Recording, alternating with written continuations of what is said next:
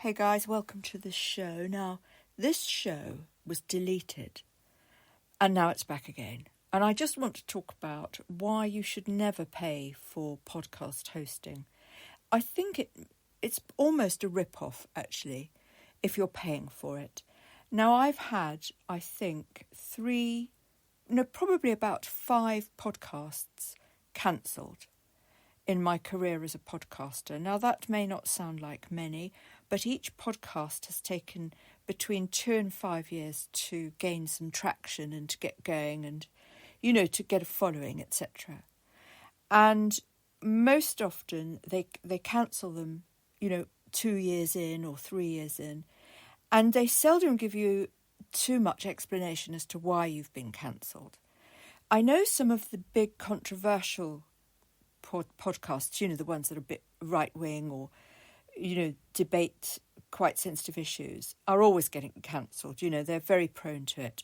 But for someone like me, who's just a little producer, it's just me. I don't do interviews and I don't do chat shows with other people. My content is always just me. And it always has been, because I find it therapeutic. I find it fascinating that I can engage with an audience with a bit of tech in my hand. I do this on my iPad. I really like the Spreaker recording app. It's lovely. It's very doable. It's very simple. It's very straightforward.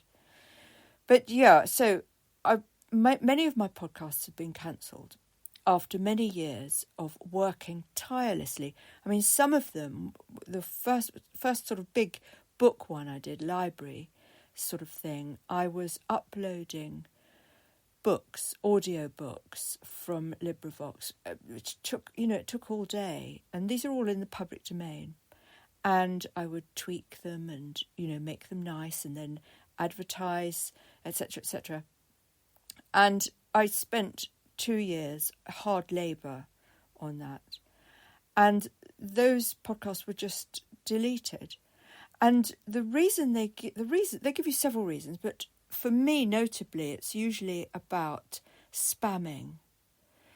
So I've been looking up spamming and trying to figure out, well, what am I doing wrong? And there are so many things. Putting titles in inverted commas. Well, I'm always doing that because it's important for the title of a book or for the title of an artwork. So I'm thinking, well, I guess that could be why. Putting too many hashtags. I always put loads of hashtags. Well, what is the right amount of hashtags, I'm cutting it down now to, well, I'm loath to do more than 3 or 4 these days. Really, I am. There are other things, certain words, I think. YouTube have cancelled a few of them because I had gay in the title. And gay was the title of a book, The Gay Abandon of Somebody or Other. Because gay in history had no negative connotations, and gay doesn't have any negative connotations now. But YouTube deemed it obscene, and it was an audiobook from 100 years ago, and there was nothing obscene about it, I can assure you. So navigating your way around all these things when you've worked really, really hard to do stuff, it's adding insult to injury if you've actually paid for the privilege. And some of my podcasts, I've paid the host, £10, £20, £40 a month, depending. Because I had a lot of storage at one time, I was paying a lot of money so that, people could access my huge library of audiobooks. And to be deleted just on a whim almost, seemingly on a whim. Now, robots have taken over. So they deleted this podcast. Spreaker deleted this podcast the other day.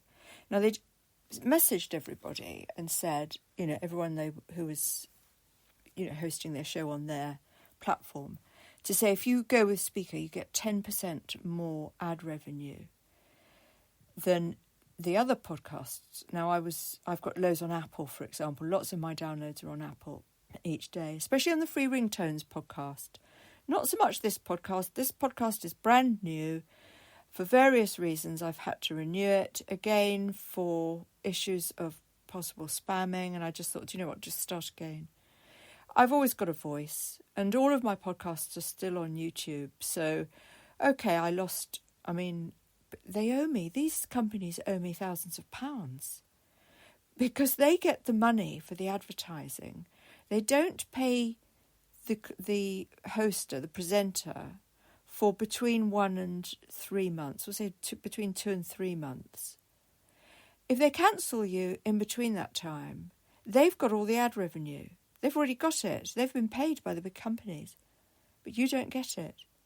Now, I think that's really appalling, but there's no legal recourse, because if you look at the small print, it actually says that if you're not in kind of tune with them, I'm paraphrasing, obviously, if they don't feel that you're the right podcast for their platform, they can delete you. One I was deleted for not enough speech, but I was speaking more than the music sample. But they dug around and they found, out of 4,000 episodes, they found one where I'd forgotten to speak or I'd accidentally uploaded the wrong recording. That's really harsh, isn't it?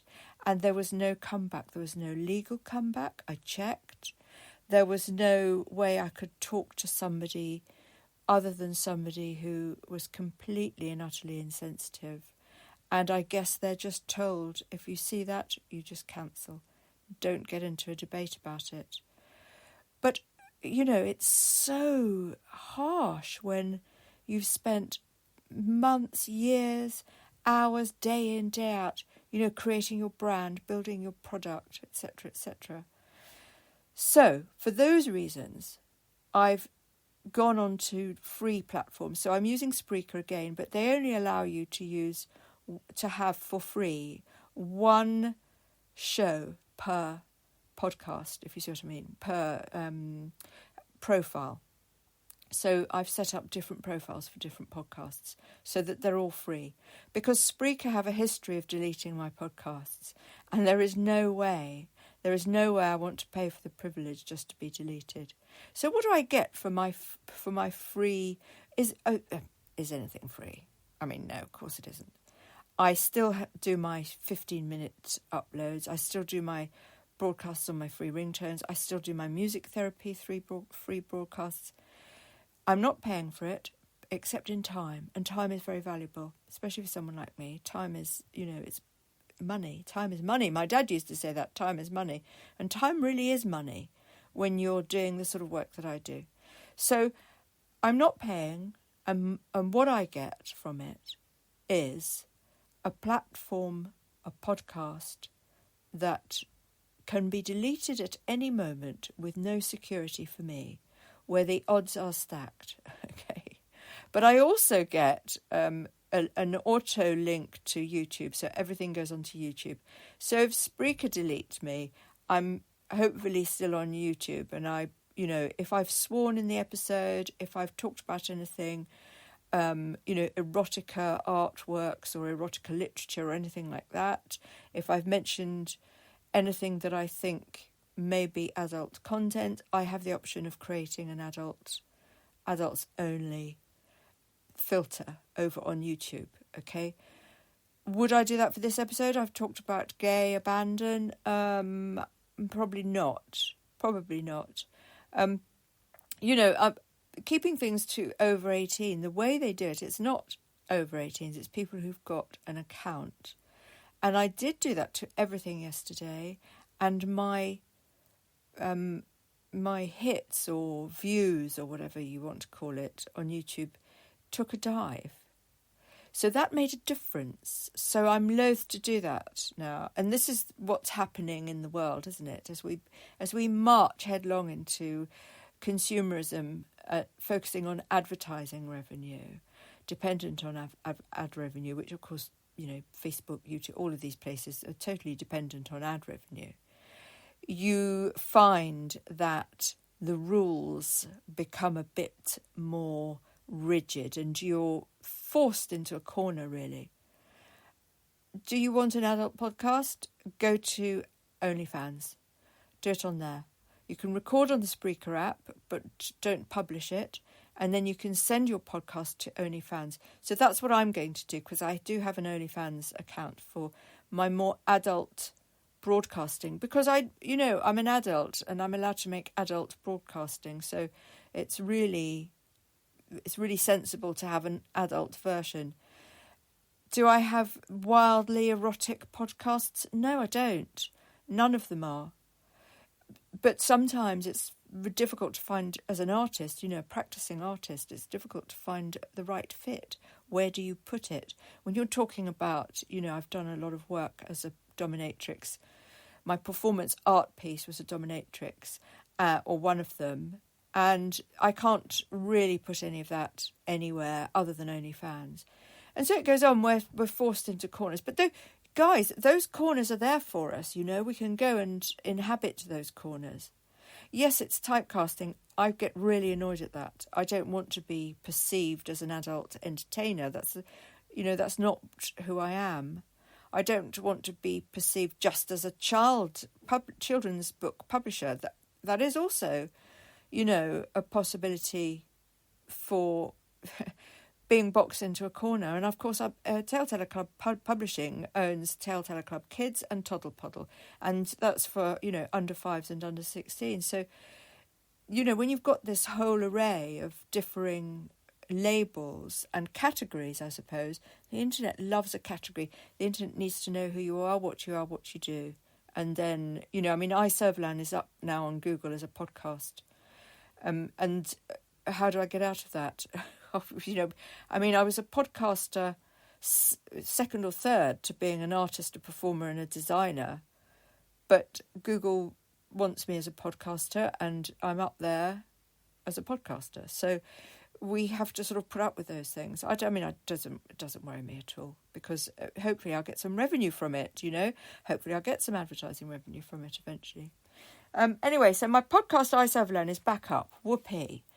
Also, I've got iServerland.com, which is my new website for the T-shirts. Really, really pleased with it.